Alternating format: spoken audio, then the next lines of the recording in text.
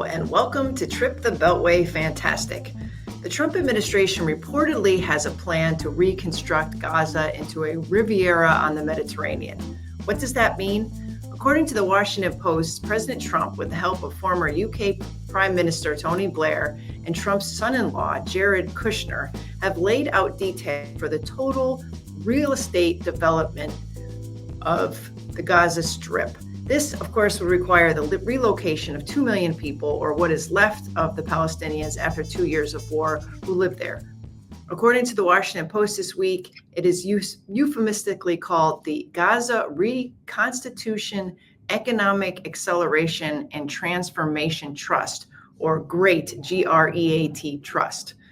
The proposal was, quote, developed by some of the same Israelis who created and set into motion the U.S. and Israeli-backed Gaza Humanitarian Foundation, GA, which is operating the Hunger Games food distribution centers at which more than 2,000 Gazans, I don't know the latest number, have been killed, mostly from getting shot or shelled from Israeli military tanks.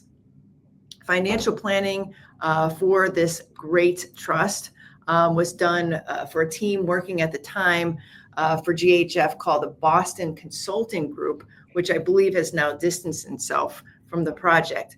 The plans, according to the Washington Post, call for a temporary relocation of all of Gaza's more than 2 million population, either through what it calls voluntary departures to another country or into restricted, secured zones inside the enclave during reconstruction, end quote. Those who own land would be offered a digital token by the trust in exchange for rights to redevelop their property to be used to finance a new life elsewhere, or eventually redeemed for an apartment in one of the 6 to 8 new AI-powered smart cities to be built in Gaza. Each Palestinian who chooses to leave would be given a $5,000 cash payment and subsidies to cover 4 years of rent elsewhere, as well as a year of food.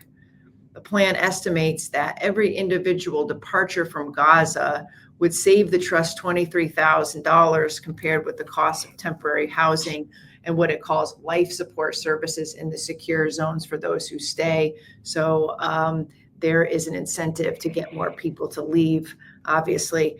Gaza's western waterfront would be reserved for the Gaza Trump Riviera, boasting world-class resorts with the possibility of artificial islands similar to the palm-shaped ones built off of the United Emirates city of Dubai. United Arab Emirates, sorry about that. In the center of the enclave, between the waterfront resorts and the industrial zone, which the plan projects would create 1 million jobs, apartment buildings of up to 20 stories would be constructed in 6 to 8 dynamic, modern, and AI-powered smart planned cities. The mixed-use areas would include residences, commerce, light industry, and other facilities. Also green areas, including agricultural land, parks, and golf courses. This is all in the Washington Post reporting.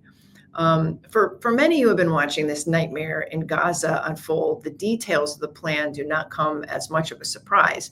Not only did Trump announce something like this was coming shortly after his inauguration, Jushner was interviewed by Harvard in a Harvard event in March 2024 before Trump was elected, saying, quote, there was very valuable potential for Gaza's waterfront property, and suggested Israel should remove civilians while it, quote, cleans up the strip.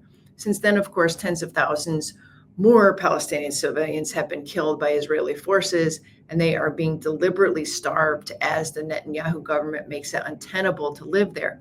Families are being forced completely from the north of the strip and from Gaza City as a military incursion began in earnest this week. There are no serious signs of the war abating or a ceasefire agreement coming to fruition. The prospects of Jushner leading a real estate bonanza in this hellscape is, even beyond what we've seen over the last 22 months, a little hard to swallow.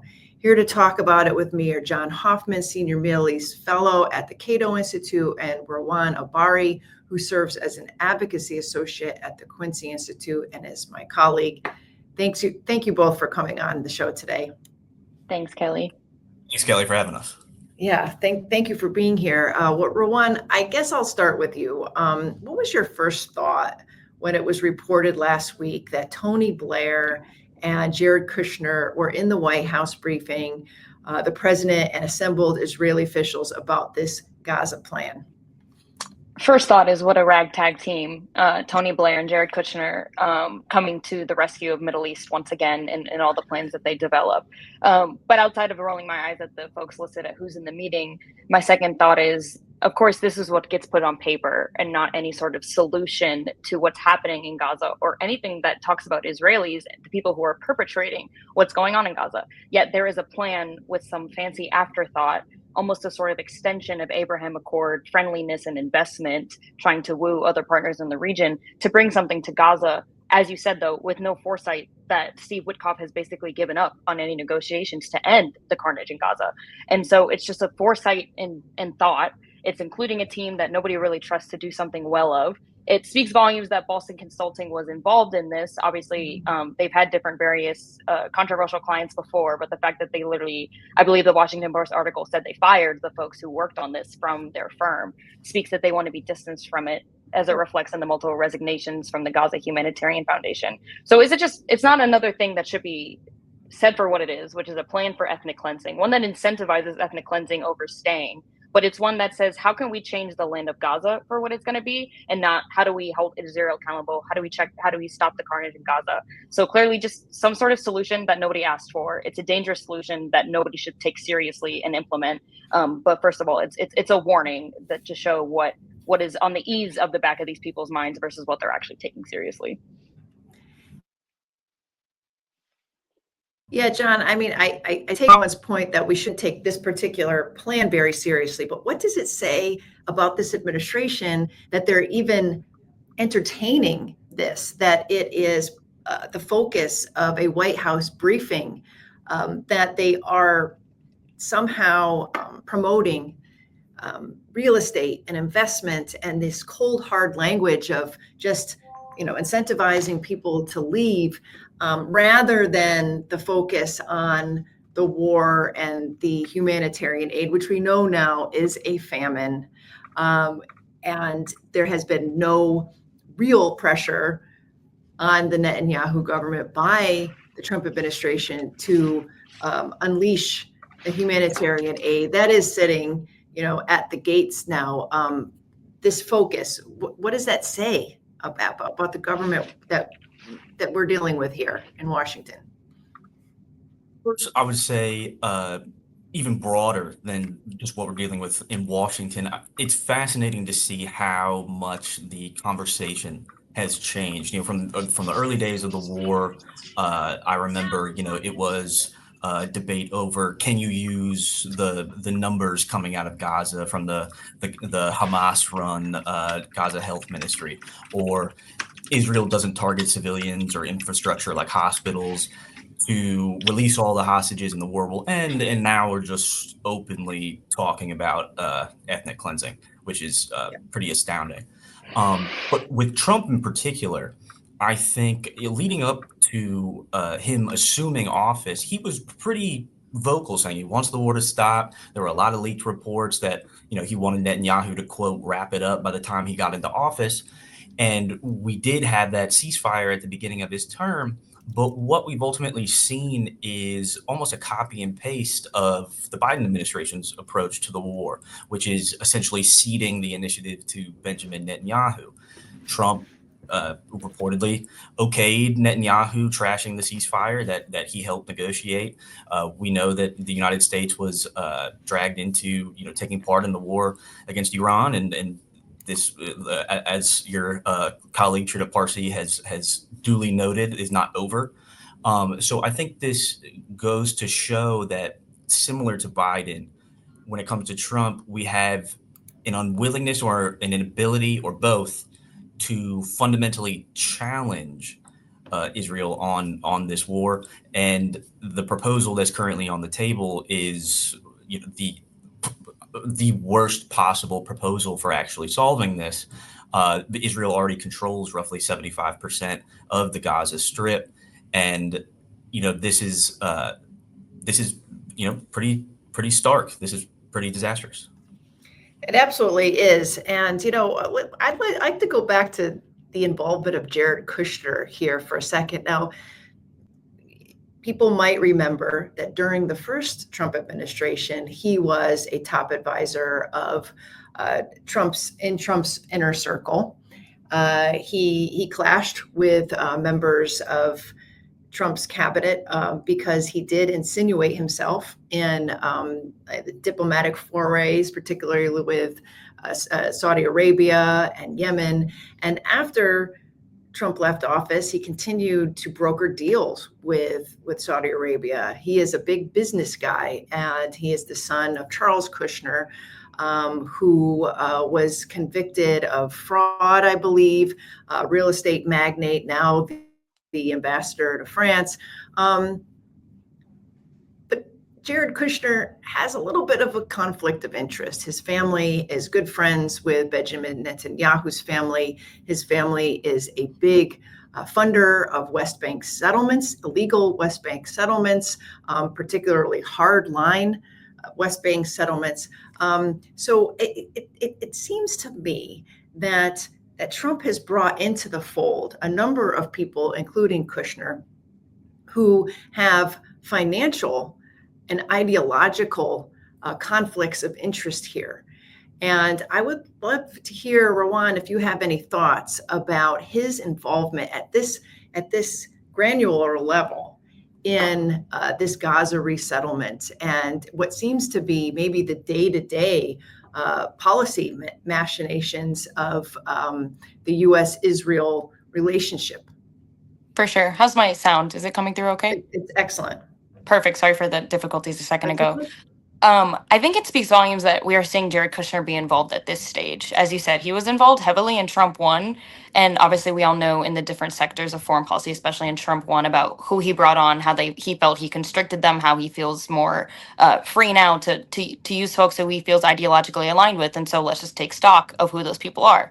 Mike Huckabee as ambassador, bringing in Jared Kushner at this stage, bringing in Tony Blair at this stage, having Steve Witkoff, someone who's more free-handed, doing the negotiations, but then also Marco Rubio, we know his staunch foreign policy background. And so to have those folks even at the outset just shows a pivot on his Israel policy, not in any sort of substantive way that varied much from Trump 1, but one that seemed more hard set to do what's going to be in their best interest and honestly give Israel the green light or yellow light. Honestly, it's never going to be a red light into what they're doing. Now, to have what's surprising to me is that Jared Kushner is coming in so late and that he's not someone who was there from the beginning, like in Trump 1. So I guess that this means that we are probably going to see the, frightening thought processes that we saw Jared Kushner enable in Trump 1, which was, weakening of any sort of United States position on, lessening the Palestinian hold over the West Bank when they expanded to the Golan Heights, et cetera. And so we could basically just really have a smart guess for what the future would be, bringing in Jared Kushner, like you said, someone who is kind of compromised and has told us what he thinks on these things, that the same way in Trump 1 that they let Israel move forward in ways that we never really saw before in unprecedented ways, they're probably just going to do the same with Gaza. But like I said in the previous answer, why they think that they can just somehow jump to a solution that benefits the Kushners and the Trumps and unfortunately, the Gulf countries of the world, that'll be fine with them as long as they don't have to really think about the Palestinian question anymore. How do you get around that without facing the carnage that's in front of you firsthand? I almost don't want to hear Jared Kushner's answer because I know he wants to get to that last stage very quickly. But that's the dangerous part, is that because Jared Kushner is involved at this stage, we basically see, to put it as plainly as possible, the land that they're going to cede to Israeli powers somehow, some way, somehow. John, do you see any contrary pressure on Trump to take a different course?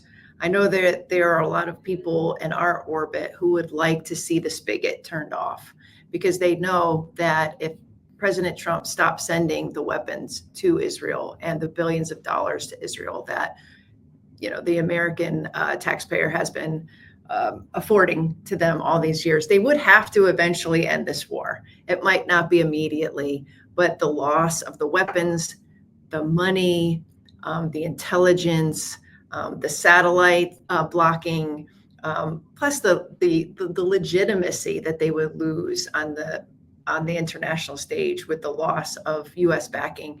They want, this war would come to an end. But are there any pressures on him, particularly from his right flank, to do that you can see? Yeah, but it's a tricky question because there are certainly those within the administration who have sent up the alarm over what the United States is doing, particularly as it pertains to this conflict, growing and dragging us towards, another forever war with Iran. But that faction on my side of the aisle, or like the right side of the aisle, is smaller, and at the current moment, it's largely generational. That's where those such as myself who would like to see reform, that's where things are struggling, is because it's the younger guard who hold these more reformist views, if you will, and those who are currently in power are, a little older and who hold more status quo and conventional views. So I get asked this question all the time, what is, the short term and long term possibilities here? Long term, I think you will see change on the right. Trump himself is openly talking about this. He said at some rally, he was like, my supporters are starting to hate Israel. And then he said just the other day, he's talking about the control Israel used to have over Congress. Those are his words. And he claimed that it's lessening. So even Donald Trump is recognizing that something is happening here. You have Netanyahu, who said you can't be America first if you don't support Israel and hate Iran. And then you had like Steve Bannon clap back and be like, yeah, nobody really cares what you say about America first. So you see this divide. But in the short term, is this going to sway policy? I don't like this answer, but I don't think so. Rowan, this is your landscape, Congress. You're working in it and with people every day, trying to promote peace in this realm. What do you see, both on the right and on the left, the prospects of turning that spigot off at some point, or any other prospects for change or reform on this issue? For sure. John's right that the tides are turning, and there's multiple ways to kind of see that happening in Congress. I can just list a few quickly. There's first-time legislation. Obviously, legislation that doesn't always move to the floor is mainly used as a tool for symbolism. And at least on the progressive side, there is a bill called the Block the Bombs Act by a second-year representative from Illinois, Delia Ramirez, who is trying to explicitly say what Israel is doing. It needs to have checks in Congress for the weapons to be sent, versus there always being an affirmative vote to send weapons and then advocates are trying to tell them to vote no. She's putting on it something in the other way around to say if Israel wants our weapons, they have to meet these sort of standards. And obviously, clearly right now, they're not doing so. That bill is increasingly being used by advocates to encourage their members of Congress to join as co-sponsors. It was a heavy tool used during the recent August recess during all the town halls. On the other side of the spectrum, we see, if you have a list from many journalists of the language being used for what's going on in Gaza, or just who's spoken out, on the list of representatives who've called what's going on a genocide, you have one who identifies as a Republican, and that is obviously Marjorie Taylor Greene. Marjorie Taylor Greene is, I think, the largest symbolism that there is this line showing that instead political spectrum is not a line of left and right, but it can almost be a circle sometimes, and that folks can come together on things that they agree with. And Marjorie Taylor Greene holds an America First semblance to what she believes, and then progressives are usually holding some sort of internationalist human rights. And in this sense, they overlap because they're saying this is not America First, nor is it protecting human rights. What is going on here? And so we get to see not only increasing voices on the left, which is something that was always at a steady pace, but now we're seeing folks on the right where we get to see that increase of saying what's going on isn't even good in America's interest. And then Marjorie Taylor Greene, in a good way, I would say, is also just pointing out the moral the moral failure, the moral, almost disgust of what's going on.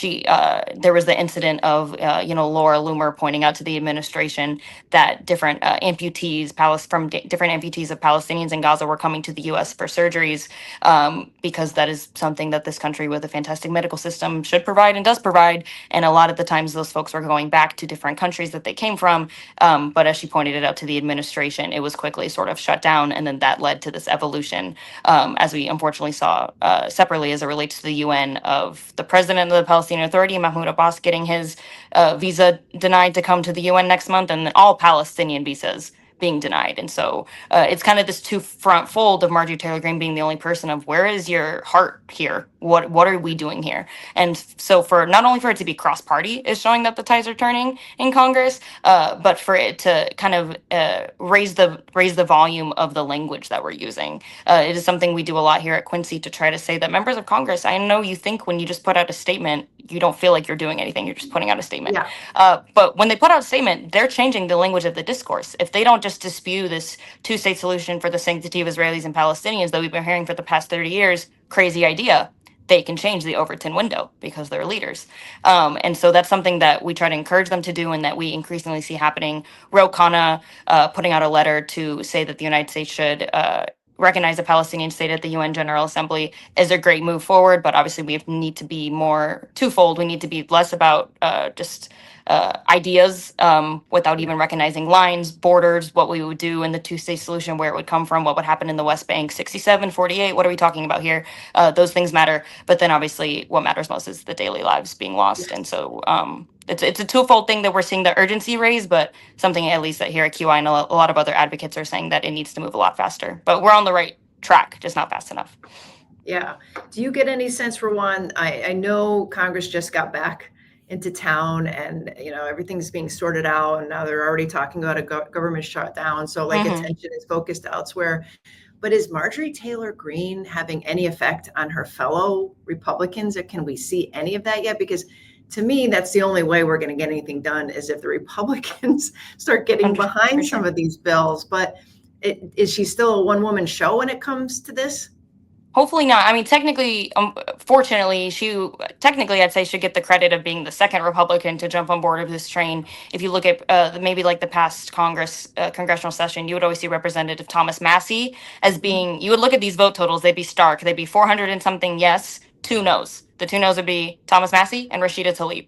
And that is a weird vote combo you didn't think you'd ever see before. And so Marjorie Taylor Greene is kind of almost joining Thomas Massey's train, but she's obviously added her own tone and voice to it. And I would say before recess, she did seem like she was kind of speaking into, to a blank void that a lot of her colleagues weren't coming on.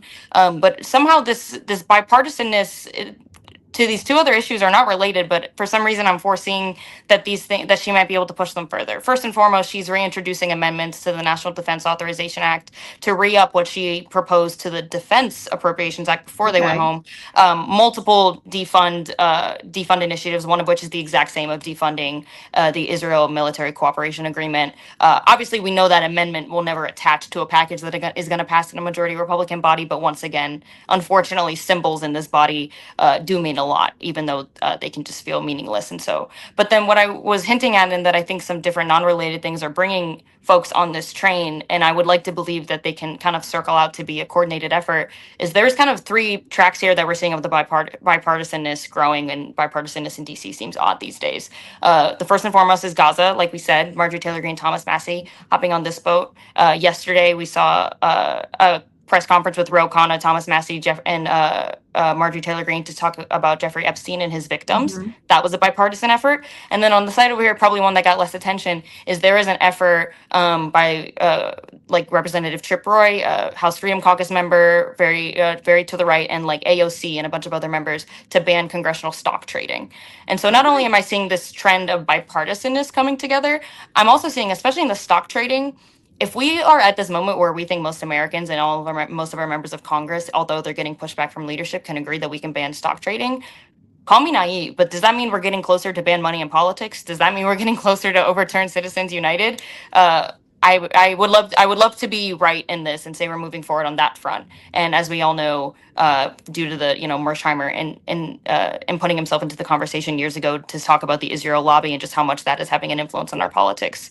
I think the bipartisan effort and then sort of this effort to say that we should not have corrupted politicians is moving forward in a bipartisan way, in an unlikely way. So to answer your question, Congress has been off to a hot start, and it's only like 2 days into their session. Well, there's some glimmers of hope there. I appreciate that. Before we go, I do want to bring you in, John, and talk about Iran and how this all fits. I mean, I've been hearing even from my boss, Trita Parsi, that he believes that there will be another attack on Iran, whether it be the United States or Israel, and then the United States will have to come in and help in the retaliation that would ensue. What are your thoughts on how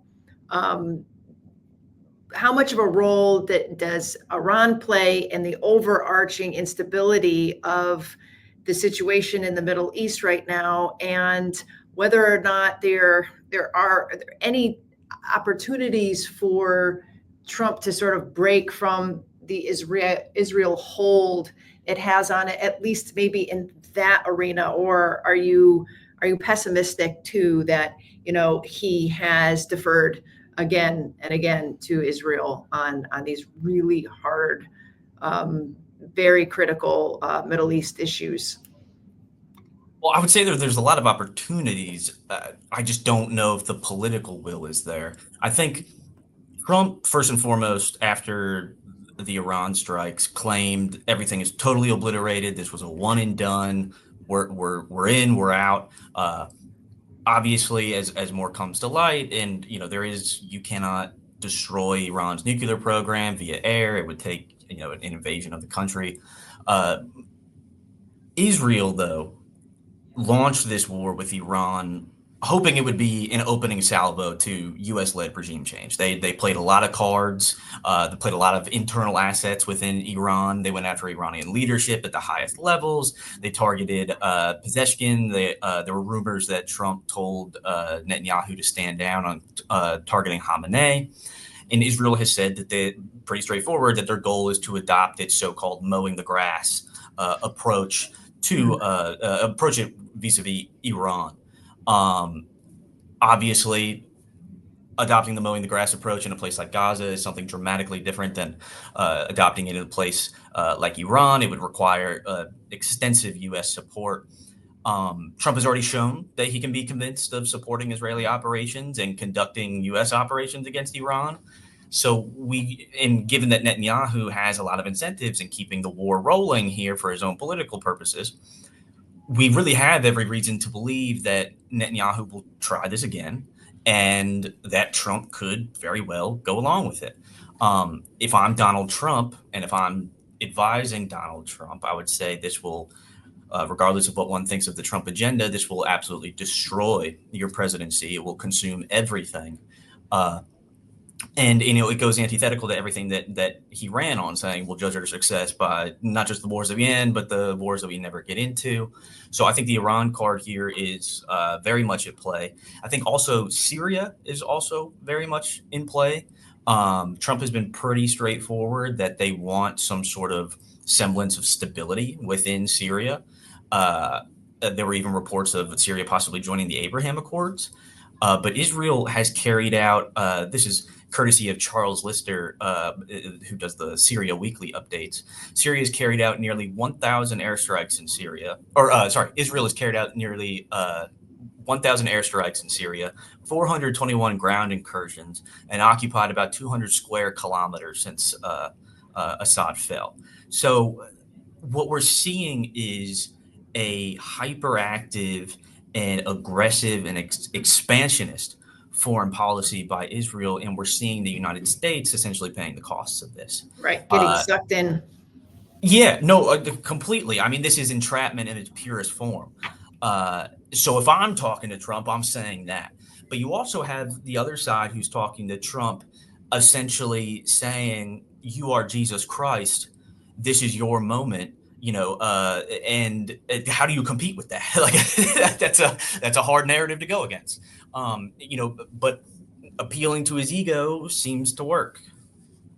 Right. And then he has Tom Barak, his U.S.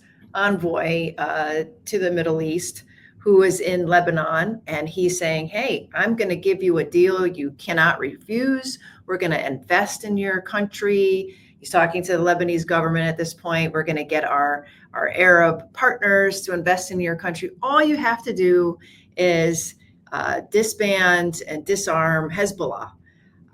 Like that's, just a little addendum there. And my fear is that he lays this all on the table. Israel's hovering because Hezbollah says, well, we're not disarming until Israel gets out. And at some point, Israel go to Trump and say, listen, they didn't disarm. They really don't want your deal. We need to go and tell them what's what. And I think that's what he did with Iran. He says, hey, I was talking with them. We had a deal on the table. They just didn't want to accept it. And so we had to take tougher measures. And so I agree that there are a lot of unknowns here. And we've already seen that Trump is capable and willing to use military force to get his way, but unfortunately has not learned the lessons of the past, which date back many presidents ago, that this use of force, this I'll strike you, and one and dones, and to accomplish whatever geopolitical mission don't work. It's a massive whack-a-mole operation going on that he seems to have been convinced by somebody or some forces within his administration would actually work, even though it hasn't worked a million times over in previous administrations. So thank you guys. We've run out of time, but I really appreciate you coming on and all of your expertise and insights. And I hope you'll come back as we see these things unfold. Of course. Thanks, Kelly. Really appreciate it.